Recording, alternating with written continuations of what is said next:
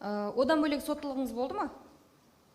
Соттылығым болған, Қандай баппен? Ол іске қатысы жоқ деп есептеймін мен, құрметті прокурор. Бұл осы іс бойынша маған сұрақ қойыңыз, мен жауап беремін толығымен.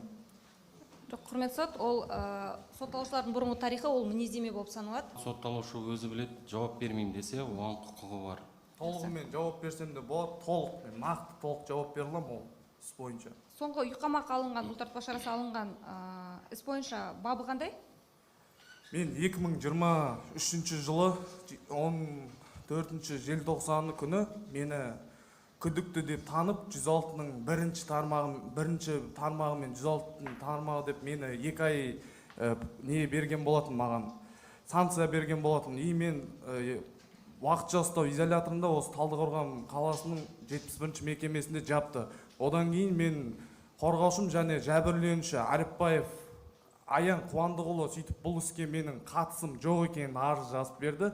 2024-дің 17-сі үкім шығарылды. Бұл іске мен 2024-дің 4-ші қазан айында санкция берілді. Және бұл іске мені санкция халық шулап кеткеннен кейін маған тұрды, Талғар аудандық сот бұл іске қатысы бар деді, маған минимальный срок мені ешқандай жәбірленушінің сөзін және куәгерлердің сөзін назарына алмай маған үкім шығарып жіберді. Мен қазір жоғарғы соттарға арызданып отырмын, бұл сотты да жеңіп ақталып шығам. Қандай жаза тағайындалды айтыңызшы? 106-ның 2-сі. Қандай жаза тағайындалды? 7 жыл.